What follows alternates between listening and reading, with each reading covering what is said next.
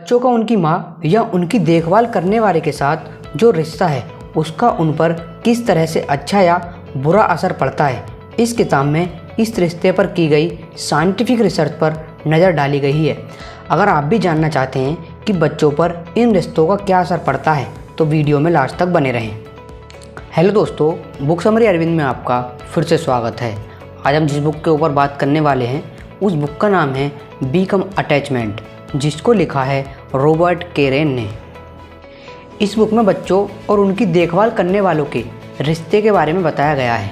इस किताब में यह बताया गया है कि बच्चों का उनकी माँ या उनकी देखभाल करने वाले के साथ जो रिश्ता है उसका उन पर किस तरह से अच्छा या बुरा असर पड़ता है।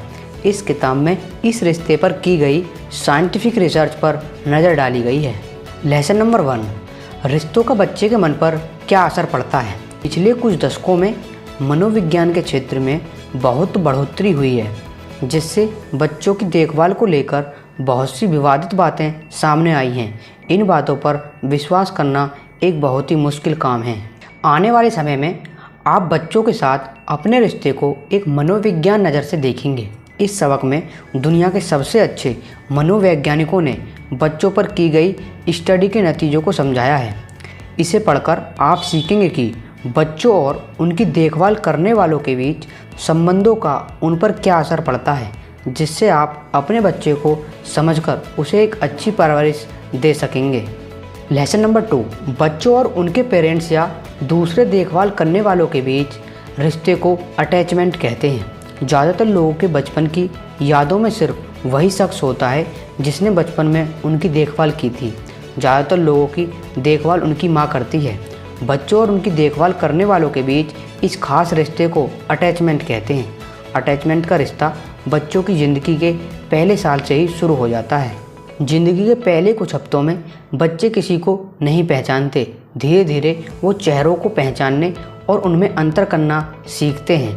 अटैचमेंट की शुरुआत तब होती है जब बच्चे अपनी देखभाल करने वाले के पास न होकर भी दुखी हो जाते हैं। बंदरों पर की गई एक स्टडी में पाया गया कि बच्चों के लिए खाने से ज़्यादा ज़रूरी उनकी देखभाल और अटैचमेंट होती है। इस स्टडी में एक बंदर के बच्चे को उसकी माँ से अलग कर एक पिंजरे में रख दिया गया, जिसमें 2 नकली बंदर थे। एक बंदर को मुलायम कपड़े से लपेटा गया, जबकि दूसरे में दूध के लिए एक निप्पल लगाया गया। ऐसा करने पर यह पाया गया कि बंदर का बच्चा ज़्यादातर समय उस मुलायम कपड़े वाले बंदर के साथ बिताता था और निप्पल वाले बंदर के पास सिर्फ दूध पीने ही जाता था।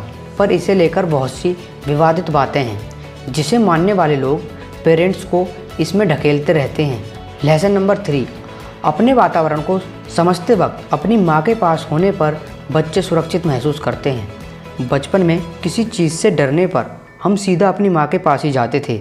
ऐसा इसलिए होता है क्योंकि अपनी माँ के पास रहने पर बच्चे सुरक्षित महसूस करते हैं। बच्चे जब 4 पैरों पर चलना शुरू करते हैं तो वे अपने वातावरण को समझने की कोशिश करने लगते हैं। वो चल फिर कर अपने आसपास की चीज़ों को देखते और समझते हैं। पर जैसे ही वो अपनी माँ या अपनी देखभाल करने वाले से दूर होते हैं वो रोने लगते हैं। अपनी माँ के पास होने पर उन्हें अच्छा लगता है। बंदरों पर की गई स्टडी से हमें बहुत सी बातें पता चली हैं। एक और एक्सपेरिमेंट में एक बंदर के बच्चे को एक पिंजरे में वायर से बनाए गए नकली बंदर के साथ रखा गया और दूसरे बच्चे को अकेले एक पिंजरे में बंद कर दिया गया। जिस बंदर को अकेले रखा गया वो एक कोने में डरकर बैठा रहता था और रोता था। जिस बंदर को उसकी नकली माँ के साथ रखा गया वो शुरुआत में डर रहा था, पर जल्दी ही वो अपनी माँ को छोड़कर पिंजरे में घूमने लगा। अपनी माँ के पास होने पर वो सुरक्षित महसूस करता था। 4 पैरों पर चलने वाले बच्चों के साथ भी यही होता है, पर कभी कभी वो अपने पेरेंट्स को छोड़कर भीड़ के पास भागते हैं। रिसर्च करने वाले लोग इसे नेगेटिव अटेंशन सीकिंग कहते हैं। ऐसा करके बच्चे ये देखना चाहते हैं कि उनकी सुरक्षा की सीमा क्या है। इससे उन्हें यह पता चलता है कि अपनी माँ से कितना दूर होने पर उन्हें खतरा हो सकता है। लेसन नंबर 4, अपनी माँ से दूर होने पर बच्चे को परेशानी होती है। सोचिए, अगर आपका बच्चा बीमार है और आपको उससे मिलने न दिया जाए। कुछ दशक पहले डॉक्टर्स बच्चों को उनके पेरेंट्स से इन्फेक्शन के खतरे की वजह से मिलने नहीं देते थे। आज ऐसा नहीं होता, क्योंकि इससे बहुत सारी परेशानियां होती हैं। James Robertson mother child separation के ऊपर रिसर्च करने वाले लोगों में से एक हैं। उन्होंने इस परेशानी को समझकर अस्पतालों को अपनी पॉलिसी बदलने पर मजबूर किया, ताकि पेरेंट्स अपने बच्चों से मिल सकें। अस्पतालों को ये बातें समझाने के लिए उन्होंने बहुत सारी फिल्में बनाई। एक फिल्म में एक 2 साल की लड़की को उसके पेरेंट्स से सिर्फ 8 दिनों तक अलग रखा गया। उसके पेरेंट्स को उससे सिर्फ 45 मिनट तक मिलने दिया जाता था। इसकी वजह से उसके व्यवहार में बहुत सारे बदलाव आए। वह खुश रहने वाली लड़की उदास रहने लगी। शुरुआत में कुछ दिनों में वो लगातार रोती थी और फिर वो अपने पेरेंट्स को अनदेखा करने लगी। इसके बाद वो बेचैनी और चिड़चिड़ापन से जूझने लगी। छोटे बच्चे ये समझ नहीं पाते कि उन्हें सिर्फ थोड़ी ही देर के लिए अलग किया गया है। अगर बच्चों को ज़्यादा दिन तक हॉस्पिटल में अपने पेरेंट्स से दूर रखा जाए तो वो अपने पेरेंट्स को पहचानेंगे ही नहीं। कुछ बच्चे इस हालातों में खाना खाना भी छोड़ देते हैं। अस्पतालों को ये बातें समझने में कुछ समय लगा, लेकिन इस स्टडी के बारे में जानने के बाद वो बच्चों को पेरेंट्स से मिलने के लिए भरपूर समय देने लगे। लेसन नंबर 5, 3 तरह के अटैचमेंट स्टाइल्स हैं जो हमारे व्यवहार और अटैचमेंट के लिए हमारे रवैये को दर्शाते हैं। मैरी एशवर्थ एक जानी मानी चाइल्ड साइकोलॉजिस्ट हैं, जिनका नाम अपनी मनोवैज्ञानिक किताब में जरूर पढ़ा होगा। एक पेरेंट्स और उसके बच्चे के बीच के रिश्ते को मैरी एशवर्थ ने 3 भागों में बांटा है। अक्सर बच्चों की माँ उनकी ज़रूरत को पूरा करने के लिए हमेशा तैयार रहती है। इस अटैचमेंट को सिक्योर अटैचमेंट कहते हैं। इसमें माँ अपने बच्चों की देखभाल बहुत प्यार से करती है। ऐसे बच्चे अपनी माँ के पास होने पर सुरक्षित महसूस करते हैं। ये ज़्यादा रोते नहीं और इन्हें कोई भी संतुष्ट कर सकता है। अगली अटैचमेंट स्टाइल है एम्ब्रिलिएट अटैचमेंट। इसमें पलने वाले बच्चे अपनी माँ के पास न होने पर रोने लगते हैं और फिर उन्हें शांत करना बहुत मुश्किल होता है। उनकी माँ कभी कभी उन पर ध्यान नहीं देती और कभी कभी उन्हें अनदेखा कर देती है। ऐसे बच्चे को अपनी माँ से अलग होने पर बहुत परेशानियाँ होने लगती हैं। और आखिरी अटैचमेंट स्टाइल बच्चों के लिए मानसिक रूप से अच्छी नहीं है। इसे अवॉइडेंट अटैचमेंट कहते हैं, जिससे बच्चे और उसकी माँ के बीच बहुत कम मिलना जुलना होता है। ऐसे बच्चों की माँ उन्हें आत्मनिर्भर बनाना चाहती है। ऐसे बच्चे अपनी माँ को अक्सर अनदेखा कर देते हैं और कभी कभी बिना वजह से गुस्सा करने लगते हैं। बच्चे जिस अटैचमेंट स्टाइल में पले बड़े होते हैं उसी के निशान बड़े होने पर दिखते हैं। लेसन नंबर 6, आप किसी बच्चे या पेरेंट्स के व्यवहार को देखकर यह बता सकते हैं कि वो किस अटैचमेंट स्टाइल में हैं। अब आप जानते हैं कि अटैचमेंट कितने तरह के होते हैं, पर आप इसका पता कैसे लगाएंगे कि कोई बच्चा या पेरेंट्स किस अटैचमेंट स्टाइल को फॉलो कर रहा है। इस सवाल का जवाब देने के लिए एशवर्थ ने लैब में एक खेलने का रूम बनाया, जहां पर बच्चों को उनकी माँ के साथ बैठाया गया। शुरुआत में बच्चे खिलौने से खेलते हैं और उनकी माँ कुर्सी पर बैठी रहती हैं। कुछ देर बाद माँ को रूम से बाहर निकालकर एक अजनबी को रूम में बैठा दिया जाता है।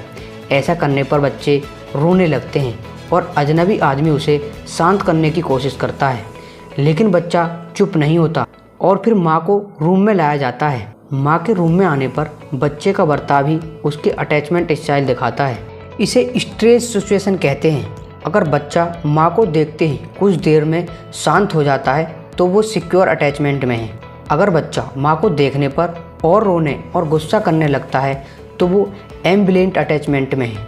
अगर बच्चा अपनी माँ के लौटने पर उसको पूरी तरह से अनदेखा कर देता है तो वो अवॉइडेंट अटैचमेंट में है। बच्चों के अलावा बड़ों के अटैचमेंट स्टाइल का पता लगाना भी ज़रूरी होता है। हम बड़ों के अटैचमेंट स्टाइल का पता वर्कली एडल्ट अटैचमेंट इंटरव्यू की मदद से लगा सकते हैं। लेसन नंबर 7, बच्चों के अटैचमेंट स्टाइल पर उनके पेरेंट्स के व्यवहार का बहुत असर पड़ता है। अब सवाल ये उठता है कि आखिर इस अटैचमेंट स्टाइल में इतना अंतर क्यों है। कुछ साइकोलॉजिस्ट इसे जेनेटिक मानते हैं और दूसरों के मुताबिक इसकी कुछ और भी वजह हो सकती हैं। एडल्ट अटैचमेंट इंटरव्यू में उन महिलाओं से सवाल किया गया जो मां बनने वाली थीं। रिसर्च में उनसे उनके बचपन के बारे में सवाल करके यह बताया गया कि उनका उनके बच्चे के साथ कैसा व्यवहार होगा। 75% महिलाओं का अपने बच्चों के साथ वैसा ही व्यवहार रहा जैसा कि उनके पेरेंट्स का उनके साथ था। उनमें से एक महिला माँ बनने को लेकर बहुत उत्सुक थी। वो जानती थी कि बच्चे को बड़ा करते वक्त उसे बहुत सी दिक्कतें होंगी। वो इसे लेकर चिंतित थी, जिसकी वजह से जब दिक्कतें आईं तो वो उनके लिए तैयार थी और उसका बच्चा एक सिक्योर अटैचमेंट में पला बड़ा। अगर हम पेरेंट्स को बच्चों की देखभाल करने के बारे में शिक्षा दें तो एक अच्छे पेरेंट्स बन सकते हैं। एक और रिसर्च में कुछ गरीब परिवारों की महिला को मुफ्त में ये शिक्षा दी गई, जिसमें उन्हें बच्चों के व्यवहार के बारे में बताया गया। गरीब परिवारों की महिलाएं अक्सर चिड़चिड़ी स्वभाव की होती हैं। इस रिसर्च के बाद 68% महिलाओं 68% महिलाओं के बच्चे सिक्योर अटैचमेंट में पाए गए, जिससे यह बात साबित होती है कि एक माँ को अगर शिक्षित किया जाए तो वो अपने बच्चे के साथ अपने रिश्ते को सुधार सकती है। लेसन नंबर 7, आप अपने बचपन में जैसे रहे होंगे अपने बच्चों के साथ आपका व्यवहार वैसा ही रहेगा। अब आपको ये बात जान लेनी चाहिए कि एक पेरेंट होना क्या होता है। इस समय बच्चों की देखभाल को लेकर आपके जो विचार हैं उसका असर आपके बच्चों पर पड़ सकता है। आपके बचपन के हालातों का असर भी उस पर पड़ सकता है। जो लोग अपने पेरेंट्स से संतुष्ट नहीं थे उन लोगों ने कहा कि वो अपने बच्चों की देखभाल वैसे नहीं करेंगे। इनमें से ज़्यादातर लोग अपने पेरेंट्स की गलतियों को नहीं समझ पाते, जिसकी वजह से वो अनजाने में ही उनकी गलतियों को दोहराते हैं। अगर आप अपने बचपन के एक्सपीरियंसेस को नहीं समझ पा रहे हैं तो आपको अपने बच्चे को संभालने में दिक्कत हो सकती है। पेरेंट्स का काम है कि वो अपने बच्चे को आत्मनिर्भर बनाए ताकि वो उनके बगैर ही दुनिया देख ले। ऐसे में उन्हें अपनी भावनाओं को समझना आना चाहिए। एक अच्छा पेरेंट्स बनने के लिए आपको खुद की भावनाओं को समझना होगा। दोस्तों, हम आशा करते हैं कि आपको बिकम अटैचमेंट बुक समरी से बहुत कुछ सीखने के लिए मिला होगा। अगर आपको इस बुक से सीखने के लिए मिला है तो हमारे चैनल को सब्सक्राइब और बेल आइकन को प्रेस कर दें, क्योंकि हम इस चैनल पर लगातार ऐसी ही नॉलेजेबल बुक समरी लाते रहते हैं। Thanks for watching.